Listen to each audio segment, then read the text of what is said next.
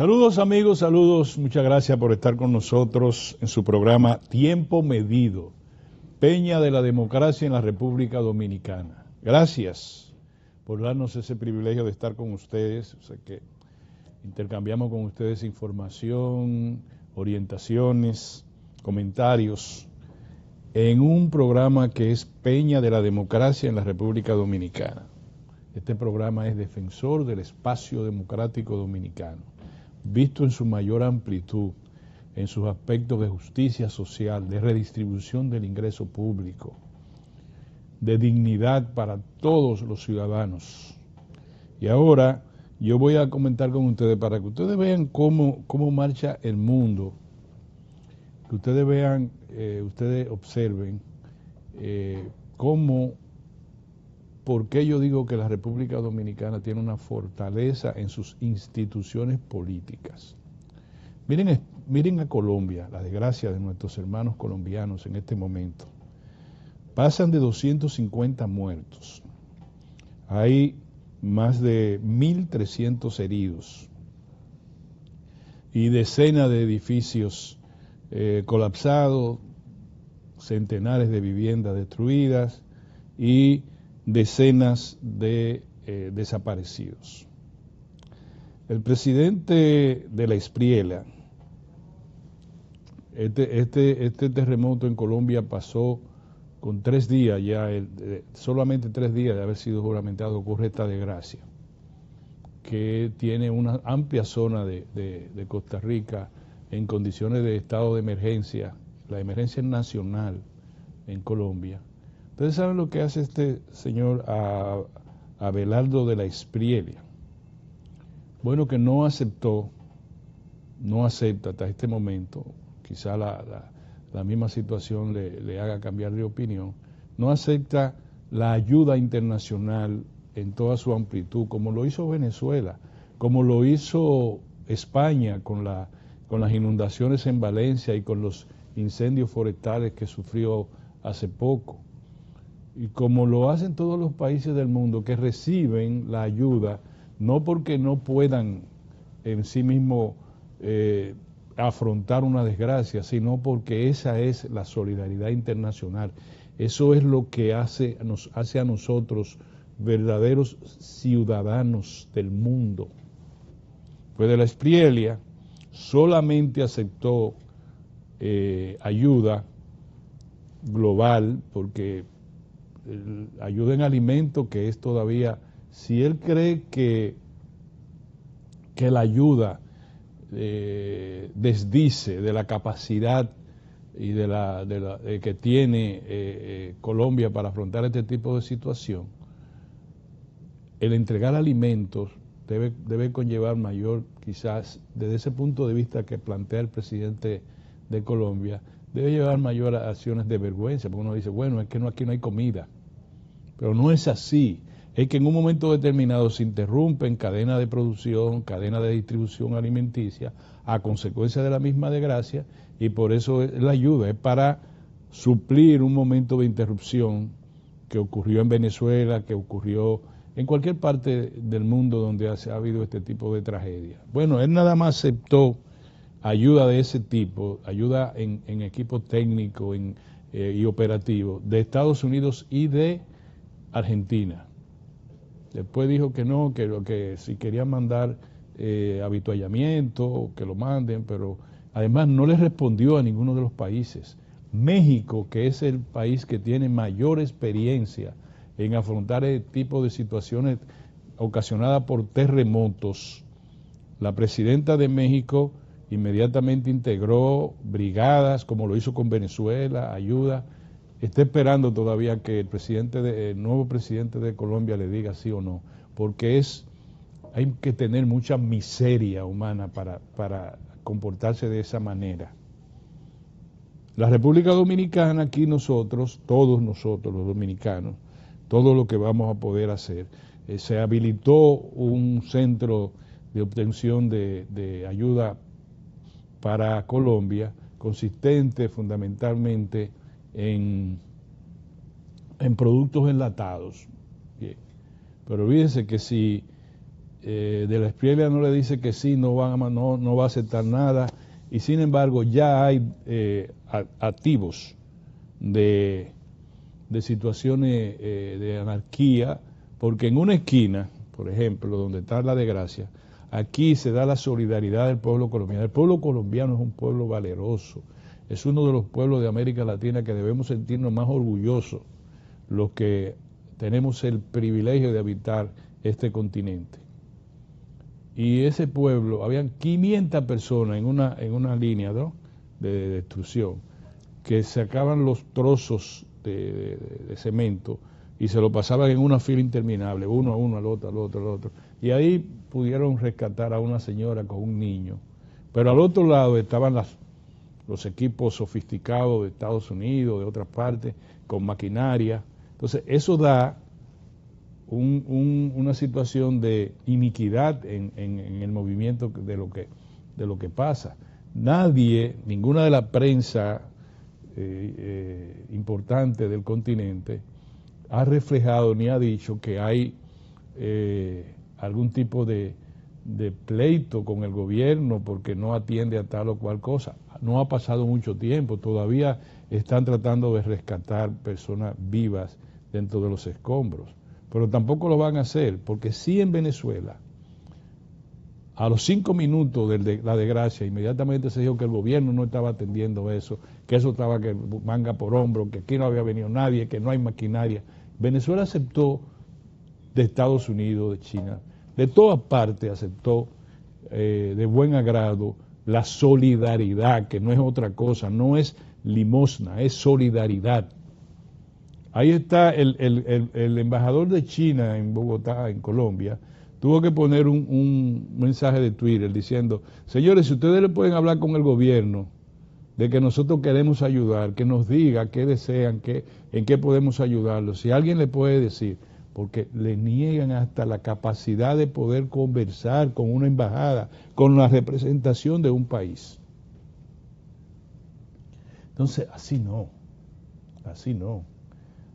Hace muchos años nosotros criticamos a Cuba, que a consecuencia de un ciclón, Estados Unidos le estaba ofreciendo, no me acuerdo si eran 15 millones de dólares, y lo rechazó. Estaba claro, la Guerra Fría y la situación es difícil, pero yo dije, pero ven acá, la solidaridad entre los pueblos no tiene nada que ver con las posiciones políticas. Bueno, pues ahora se da con Colombia, que no acepta de nadie. En El Salvador, el presidente de El Salvador tuvo que decirle, bueno, ellos no aceptaron nuestras brigadas, la misma brigada que El Salvador mandó al gobierno de Venezuela, al gobierno de izquierda, al gobierno que sé yo cuánto, lo mandó y el Venezuela vengan, y lo aceptaron. Ahora esperemos, pero a mí me parece que ese extremismo, ese cretinismo político no ayuda. Ojalá que Colombia no caiga en garra como lo está hoy Argentina. Un presidente que va a un país vecino a decirle ladrón al vecino que está en el otro lado, ladrón, allá en su casa, y luego vuelve a su país, vuelve y le dice ladrón, y ya se rompieron las relaciones, están disminuidas al menor nivel las relaciones entre Brasil y Argentina. Eso no se puede. Eso no es lo que el mundo de hoy desea entre los pueblos y entre los gobiernos. Hay una situación difícil. Nosotros tenemos que ayudar, tenemos que trabajar para Colombia, como lo hicimos para Venezuela. Los colombianos son nuestros hermanos también, tan hermanos nuestros como lo son los venezolanos, o como lo son los puertorriqueños, o los panameños, o los nicaragüenses, o los salvadoreños. Son nuestros hermanos. Y hemos estado, cuando yo estaba muy joven, ocurrió un terremoto en Nicaragua, quizá eran por la década de los 70, no me acuerdo, y yo estaba en todos los equipos, yo pertenecía a los equipos que estábamos recabando ayuda para Nicaragua, que la depositábamos en la embajada de Nicaragua, y de aquí, y ellos la llevaban a Managua. Es todo el mundo, pero bueno, este señor se cree autosuficiente. rompió diálogo, rompió todo, él va a hacer todo lo que es porque él es, y nunca las segundas partes han sido buenas. Otro Bukele no lo queremos en América, de verdad que le va a hacer mucho daño a Colombia, eso es la verdad. Pues bien, señores, yo estoy viendo donde me manejo, todos mis amigos, ustedes también, ¿qué es lo que le están diciendo hoy día? El tema de los útiles escolares, el tema del adelanto de los pagos en los colegios. Alguien no puede hablar, alguien no puede poner esto en discusión para que, a ver si los colegios privados bajan un poco la guardia, si se controlan los precios a nivel del comercio, que el comercio no crea que está haciendo su agosto, en el agosto que va a comenzar las clases. Si no es posible decir, miren, el margen de ganancia es muy grande. Las tarjetas de crédito de la clase media no es hasta el infinito, no aguanta. Cuando dan un tarjetazo por unos libros, por unas licencias que hoy ustedes no lo conocían, ni yo tampoco cuando estudiábamos o cuando nuestros padres nos conseguían libros usados, comprados en la avenida Duarte, que ha tenido que ir la clase media de nuevo a la avenida Duarte, para que lo sepan, miren, vayan, camínense un poquito, ustedes van a ver gente que nunca andaban por ahí buscando los libros de sus hijos, a ver si aparecen más baratos que en las grandes distribuidoras e importadoras de útiles escolares y de textos escolares. Ahora hay licencia. Hay que pagar en los colegios una licencia para tal libro, para tal cosa, licencia, de derecho de autor y demás cosas. Y además, pero hay que ver, es como una mudanza de tantos libros, tantas cosas que hay que llevar por cada uno de los muchachos.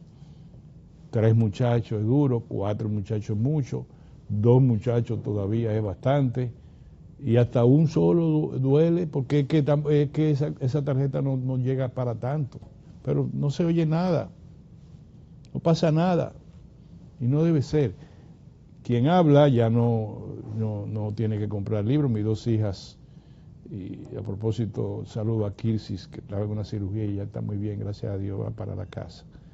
Mis 2 hijas ya yo no tengo que comprarle nada de los libros y eso, pero eso para estos años eso duele. Y entonces mis nietos, yo veo a mis hijas que están en ese ajetreo, y eso, los esposos y ellas con esa tarjeta, dando tarjetazos. Y yo lo digo por todo el mundo. Alguien tiene que haber siempre, la dirección de Proconsumidor, a veces con alerta que llaman, algunas de esas empresas bajan un poco, pero si no hay nadie, es ahí que le están dando. Yo espero que Proconsumidor, estoy hablando con Roberto Brito, le diga al camarada director de Proconsumidor que diga algo. No importa, no va a pasar nada, pero quién sabe, imagino, diga algo. Estamos en el libre mercado, pero el libre mercado no es un coliseo romano que nos tiren los tiburones, digo, los leones encima de uno, ¿verdad? Señores, una situación que vale la pena comentarla después, pero se la dejo. La República Dominicana es el segundo país del continente que tiene mayor inmigración permanente, solicitudes de inmigración permanente hacia los Estados Unidos. Ese ya referente como está Estados Unidos para nosotros debemos ya haber tenido la posibilidad de que menos gente intente irse con residencia para los Estados Unidos. No es que está mal, si usted no puede, o si usted, su familia se fue a emigrar a Estados Unidos, ese es su derecho. Y Estados Unidos es una gran nación, no hay duda.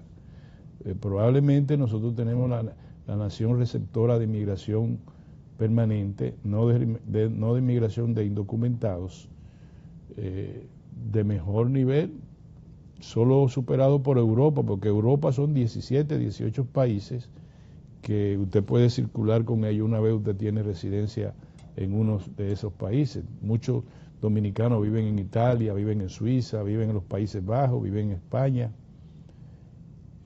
también viven en Francia, y tienen Europa como su techo. Bien, eso no es malo.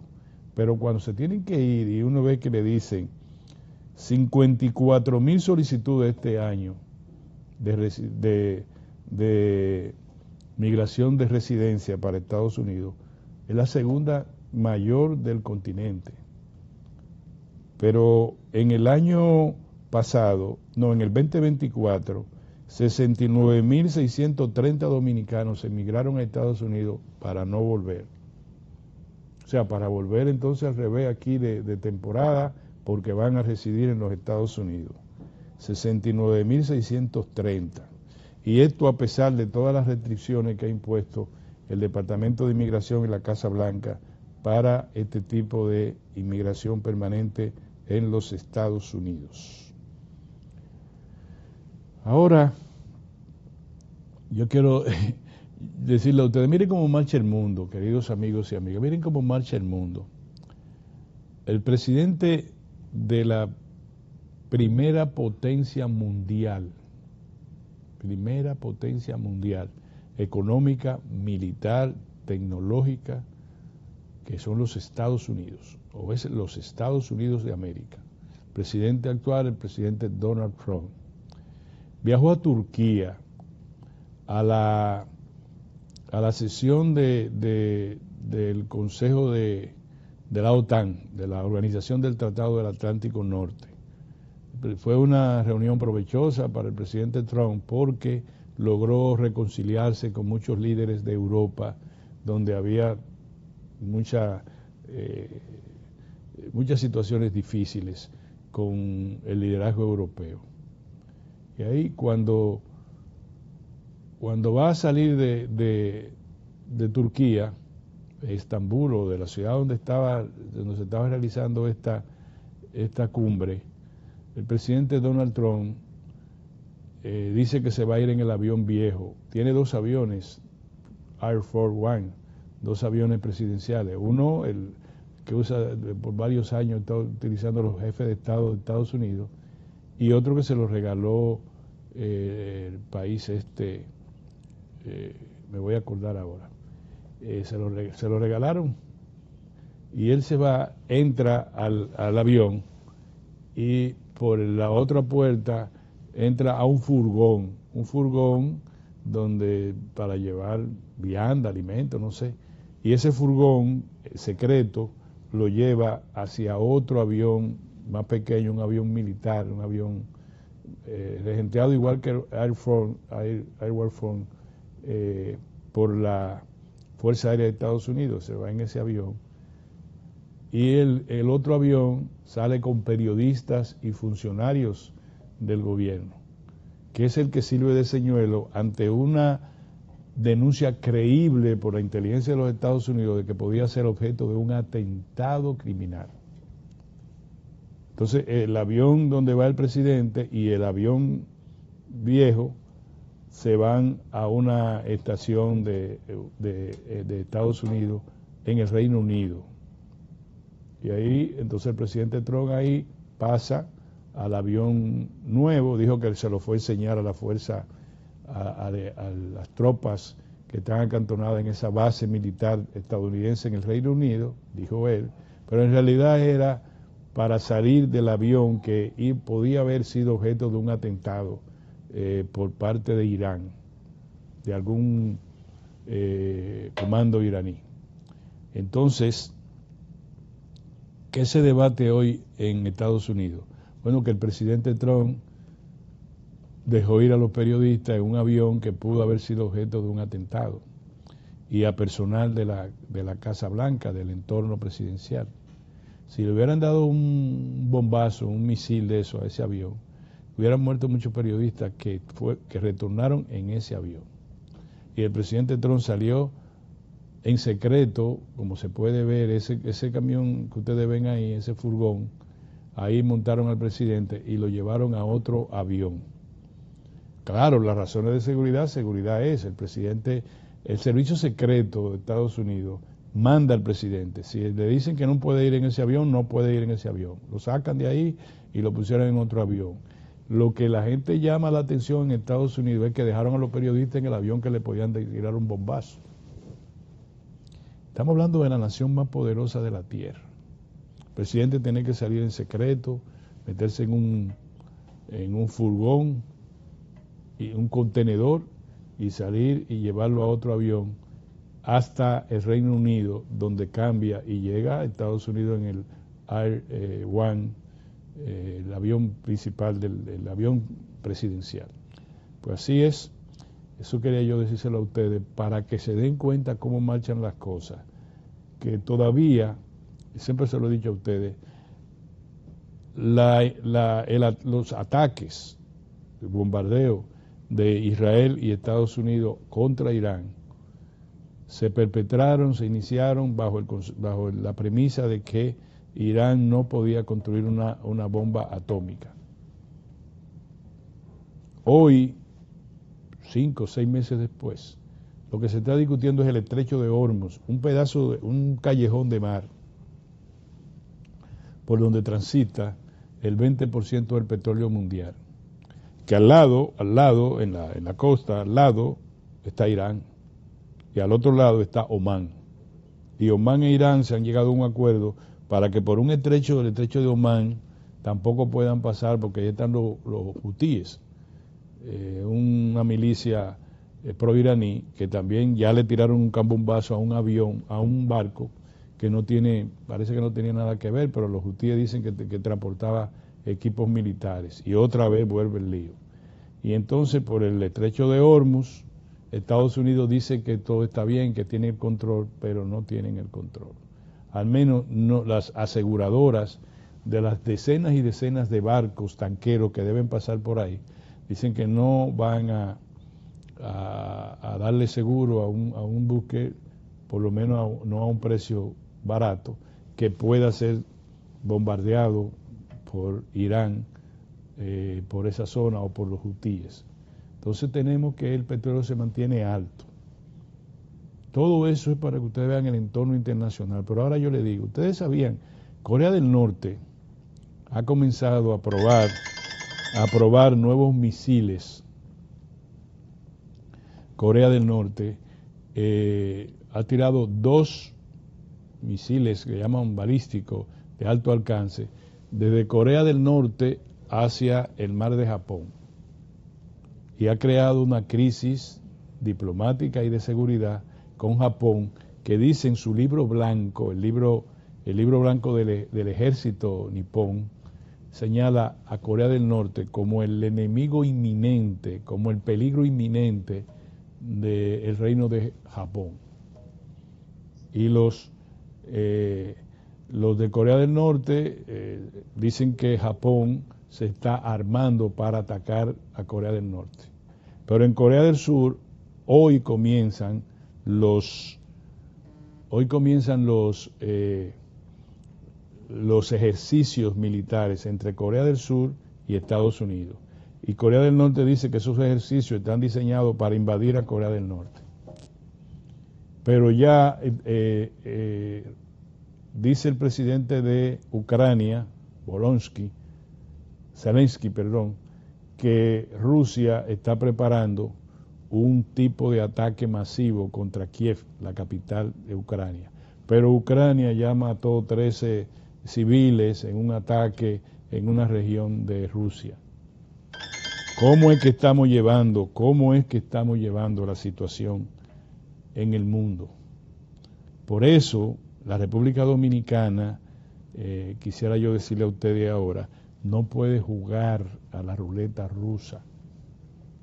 Y ese va a ser mi comentario después de esta pausa, que la vamos a poner dentro de un momento, me quedan unos minutos, para decirle a ustedes que Alfredo Pacheco y Ricardo de los Santos repiten, uno en la Cámara de Diputados y otro en el Senado. Era de esperarse. Es un momento de control político que tiene el gobierno sobre el Partido Revolucionario Moderno y sobre las instituciones que ejerce niveles de influencia a nivel de mayoría. Se quedarán, ¿por qué? Porque cambiarlo significa mover una coctelera que no parece conveniente para el liderazgo del partido, que ya utilizó los elementos de control partidario. La gente dice, ¿qué fue lo que pasó? Consenso, no hubo consenso. consenso no. Lo que hubo fue que los dos sectores mayoritarios en el control partidario ejercieron su poder.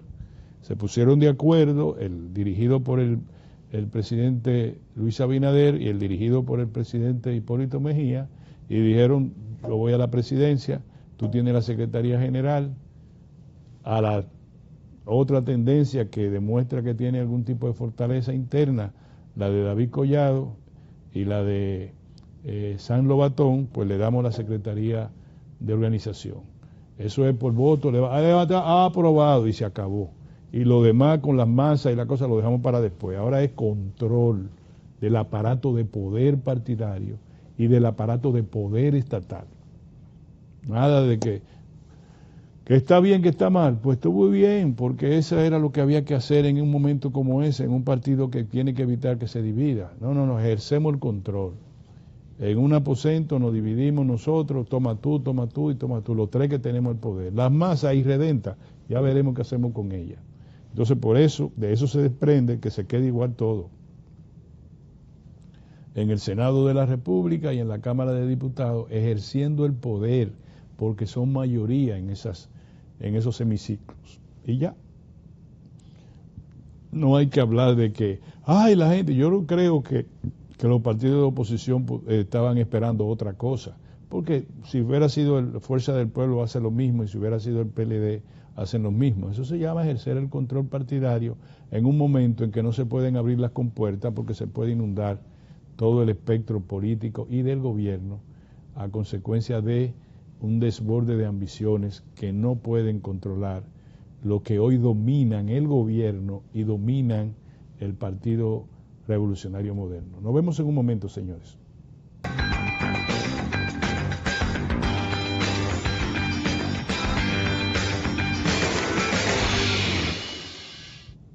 Señores, dos informaciones ahora que nos parecen interesantes para transmitírselas a ustedes. La primera es que detuvieron en el aeropuerto de Punta Cana al empresario Francisco San Vargas. Él iba con su esposa y sus hijos de vacaciones para Brasil. La esposa dice que eso fue arbitrario, pero lo apresaron por órdenes de la Interpol. O sea, la Interpol tenía una orden de apresamiento y la Dirección de Migración. Él llevaba una certificación de la Fiscalía de Monseñor Noel, donde decía que no tenían interés en él, que no había problema, pero lo apresaron. Así que la gente de Monseñor Noel, que averigüen qué fue lo que pasó ahí, pero las vacaciones fueron interrumpidas en Brasil porque lo apresaron y está preso. Se trata del empresario Francisco Sanz Vargas, apresado en el aeropuerto de Punta Cana cuando iba para Brasil. Y esta otra noticia a mí me parece que ustedes también tienen que enterarse. Los estudiantes haitianos aumentaron en número en 18.394. O sea, ya superan los 205.000 estudiantes en República Dominicana. Es decir, aumentaron 18.394 y ahora superan los 205.000 estudiantes haitianos que cursan en la República Dominicana. Los estudiantes dominicanos en números se redujeron en 23.846. 23.846. Eso a mí me parece difícil. Los anuarios de las estadísticas educativas del Ministerio de Educación detallan que los estudiantes haitianos en el país pasaron de 186.975 en el año escolar pasado a 205.369 en el ciclo del 2024 al 2025, lo que representa un aumento de un 9.8. La cantidad de estudiantes de nacionalidad haitiana siguen en los niveles básicos y secundaria. Yo no me pongo guapo porque suban o no suban. Yo no pienso que si nosotros podemos ofrecerles aula, pues qué bien. Ahora, los dominicanos bajaron 23.000 estudiantes menos dominicanos. Y yo no sé, eso no me gusta, eso no me gusta. Los estudiantes dominicanos se redujeron en 23.846 alumnos, según datos del Ministerio de Educación. Yo no voy a decir más nada, yo no sé por qué esto está ocurriendo. Al considerar la evolución de los estudiantes del vecino país durante los últimos 2 años escolares, reportado por el Ministerio de Educación, el aumento de la matrícula se sitúa en 31.953 alumnos haitianos, equivalente a un 18.4. Esto se debe a que en el 2022 a 2023 se registraron 173.000 estudiantes de esa nacionalidad. Yo no voy a hablar más de eso. A mí me da la impresión de que eso hay que, no sé, que yo no tampoco voy a decir, voten a los estudiantes de la educación básica y la educación primaria a los estudiantes haitianos. Yo lo que creo que eso tiene que reflejarse en la política migratoria del país. La política migratoria del país debe reflejar la realidad de la migración legal en la República Dominicana de estudiantes haitianos. Qué bien. Ahora, si los estudiantes haitianos es lo que revelan un desorden migratorio, entonces estamos mal. O sea, tiene que venir de lo general. Estamos en una política migratoria general. Mediante esas políticas tenemos una cantidad que quizá aumente, quizá no aumenta, pero lo que veo es que está aumentando la cantidad de estudiantes haitianos y está bajando la cantidad de estudiantes dominicanos. 23.000 estudiantes menos dominicanos en las aulas del Ministerio de Educación, las aulas públicas. No, espérate. La verdad que yo no puedo entender eso. Señores, la Fuerza del Pueblo, preside el presidente Leonel Fernández, denunció lo que ellos llaman un colapso en la salud. Dicen que hay pacientes que duran hasta 30 días para conseguir una cama en la unidad de cuidados intensivos en hospitales públicos. Yo estuve en un hospital público, no público, en la Plaza de la Salud. Vi que la Plaza de la Salud tiene un mecanismo adecuado, pero veo la gente que, demasiado, una cantidad impresionante, pero yo también he visto, no he ido como paciente, pero he visto, muchos tiempos he visto, al hospital Moscoso Puello, al hospital Calventi y a otros hospitales del interior donde dicen que la situación es difícil conforme a esta denuncia. Señores, si usted tiene casi un mes, cuidados intensivos, muchos hemos tenido ese infortunio de estar en cuidados intensivos, eso es que hay que revisarlo minuto a minuto, hay que darle monitorearlo, porque se puede morir. Y usted dice que usted tiene 30 días para que poder ingresar a un sitio donde le pongan los aparatos. Usted está así, que lo están monitoreando para ver que no le pase, porque usted está en una situación delicada. Y usted dura 30 días, quiere decir que usted se va a morir.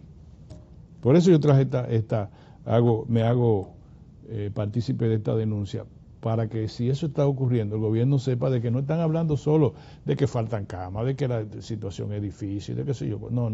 Están hablando de que hay una persona en estado grave que necesita ser ingresado a lo que llaman una UCI, una unidad de cuidados intensivos, y no, está en emergencia ahí. Y los médicos cuando pasan por ahí, vino otro herido, qué sé yo cuánto, lo miran, no se ha muerto, está bien, déjalo ahí. Y vuelven y dando vueltas y ponen otro, no se ha muerto, déjalo ahí. Esa es la verdad. Miren, parece un chiste grosero, pero es la verdad. Carajo. A propósito, SENASA, hay que darle orden de detención, orden de conducencia, perdón, a los testigos, incluidos 2 funcionarios del Estado, que no han ido a la ventilación del caso SENASA. No, ese es el caso de Lintran. Ahí nada más son 3.000 millones de pesos que se está debatiendo en corrupción, pero bueno, no fueron 2 funcionarios al caso de Intran. Y en el caso SENASA, el Ministerio Público pide 4 meses más.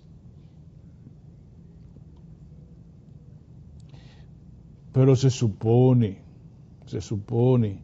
que ese era el caso más blindado, que ya eso había puesto a la sociedad, que tanta gente fueron a devolver dinero, tanto empresario, tantas cosas, que ahí está el director preso, que esto y lo otro. No, nos dieron cuatro meses más. El caso del ex procurador general Jean Alain va por más de 6 años, y como va la situación, va a durar 10 años, 10 años. Eso se llama penas anticipadas. Pero además en el caso Senasa, no juguemos al olvido tampoco. No juguemos al olvido. Ahí hay dos funcionarios, el director de compras y contrataciones y el director, no, en el caso del Intran, estoy confundiendo dos expedientes, Dios mío.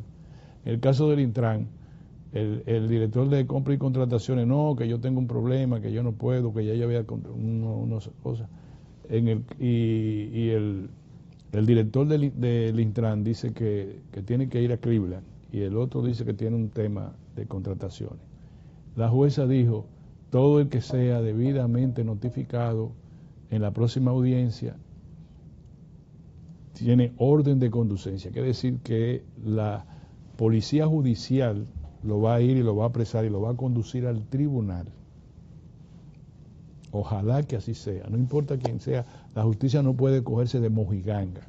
Si usted denuncia, hubo un funcionario que denunció que le habían ofrecido que sé yo cuántos millones de pesos, pero nunca dijo quién era para que esté preso a esta hora. Y que incluso le dijeron, mira, se sentaron, el director del Intran, buen amigo, le dijeron, sentado en su oficina, mira, si tú no recibes todos los cuartos que te estamos dando, entonces nosotros te vamos a hacer una campaña de todo el dinero que tú tienes fuera del país, que sé yo. Antes le dijo, digan lo que le dé la gana, porque yo todo lo que tengo lo puedo justificar. Y no está preso. Pero si a mí ven una gente y me dice eso, yo digo, espérame ahí, cojo para la fiscalía, llamo al fiscal, mire que hay un señor que me está chantajeando, me está ofreciendo millones de pesos para que yo haga algo malo. Me dice que me da a dar millones en dólares y en pesos por 5 años, 10 años. Pero venga acá, te estás regalando el país. Y tú lo dices en un discurso ante de rendición de cuentas y tú dices, fue fulano de tal y yo tengo una querella contra él en la Fiscalía del Distrito Nacional por esa situación. Y eso fue grabado por la cámara de mi despacho, creo que sea. Pero bueno. ¿Qué decirle, señores? ¿Qué decirle? Miren,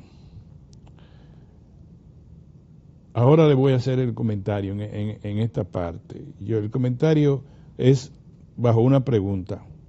Hay crisis de partidos en la República Dominicana. Hay una crisis de la partidocracia en la República Dominicana. ¿Ustedes lo creen? Aquí estamos nosotros en bandolera a nivel de las organizaciones que sustentan el régimen de democracia política en la República Dominicana. ¿Ustedes creen? Vamos a analizarlo brevemente. Comencemos por el partido de gobierno, el PRM. El PRM tiene una crisis que pueda ser comparada con la crisis que tenía el PRD en su momento, siendo gobierno también. No organizó sus cuadros políticos hace poco y eligió su presidente, que recayó la presidencia en el actual jefe del Estado. Y no puso un secretario general que tiene 31 años, que es hijo de su mamá y nieto de su abuelo. Y no colocó a un exministro de Obra Pública como vicepresidente en funciones de ese partido. Y no colocó a la ministra de la mujer, no la colocó como secretaria de organización de ese partido. Se acabó. ¿Dónde están los que se murieron? Hubo un fuego. ¿Qué pasó? Nada.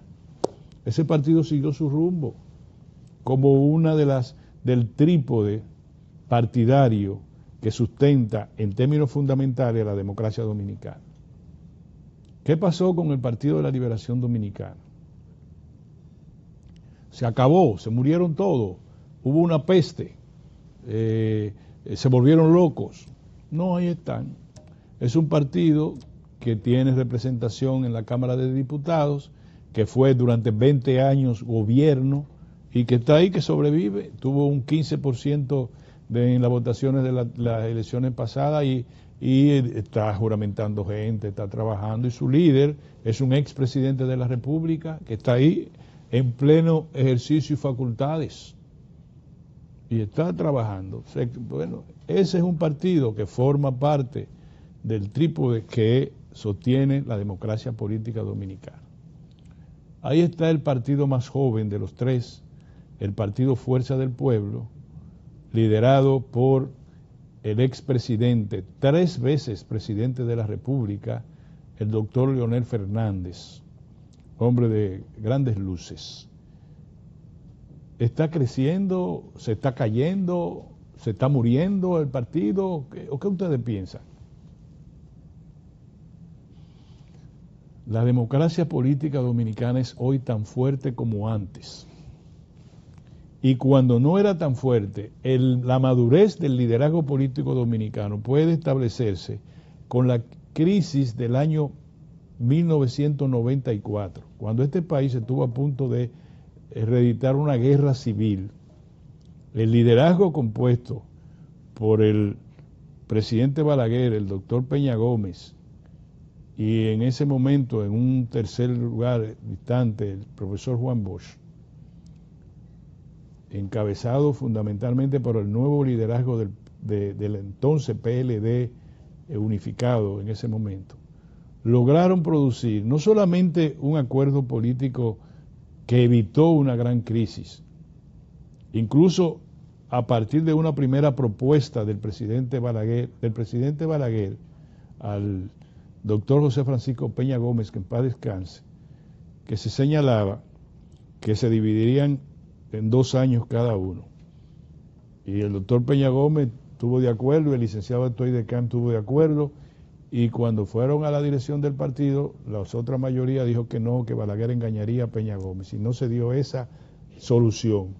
Pero no se dio esa solución y se dio una solución de mayor alcance, que fue la reducción de 2 años del gobierno del presidente Balaguer y un conjunto de reformas políticas que hoy se sienten positivamente en la democracia dominicana. De una situación casi al borde de una guerra civil, el liderazgo político dominicano produjo una de las soluciones de mayor efecto positivo y de consolidación de la democracia dominicana en el siglo pasado. Entonces nos dicen que hay una campaña contra los partidos políticos.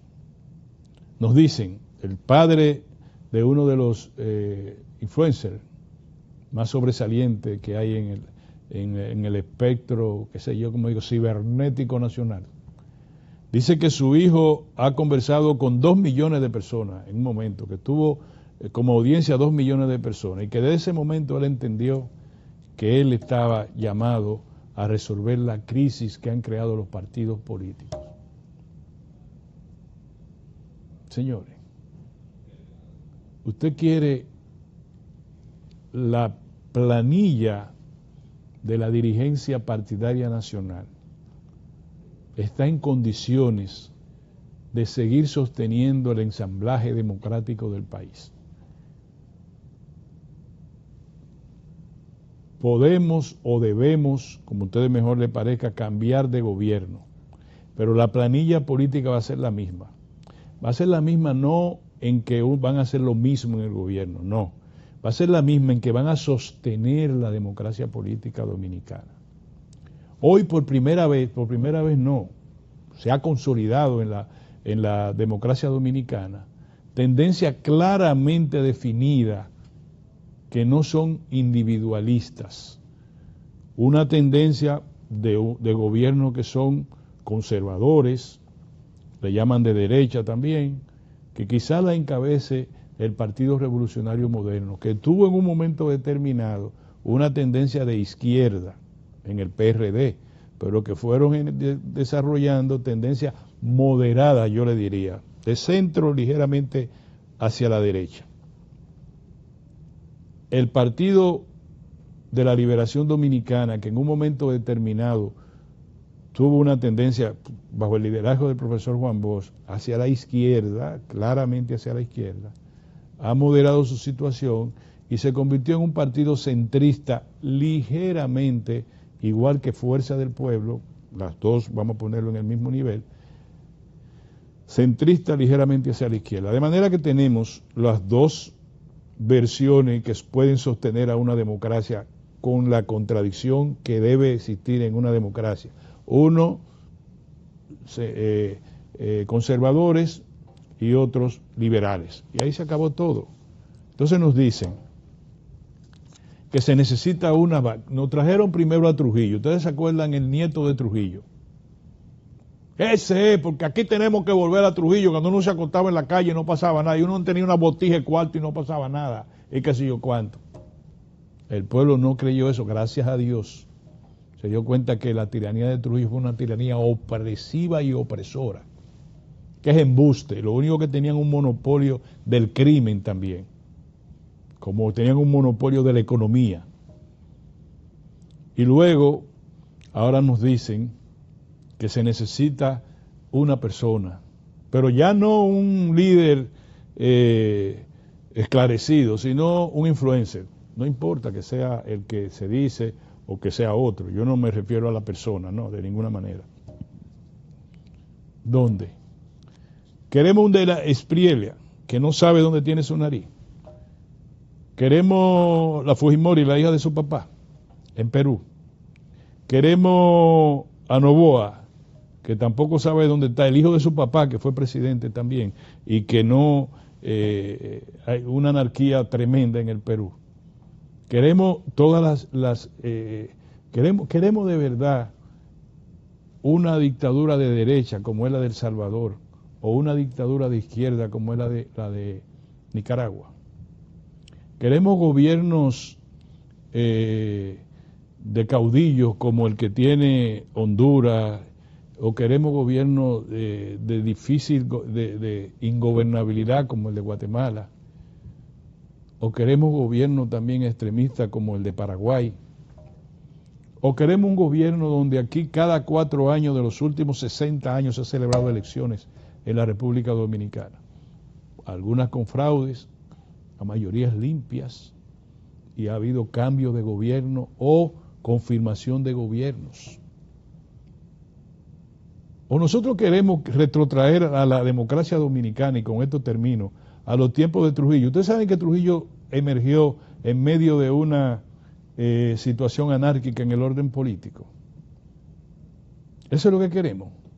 No están dadas las condiciones para la anarquía. Aquí va a haber elecciones en el 2004. Todo lo demás es canto de sirena. Aquí va a ganar uno de estos 3 partidos. O se queda el que está, o gana Fuerza del Pueblo, o gana PLD. Y SAN se acabó. Gracias, señores, por estar con nosotros. Nos vemos mañana con A Rajatabla, con Dios por delante.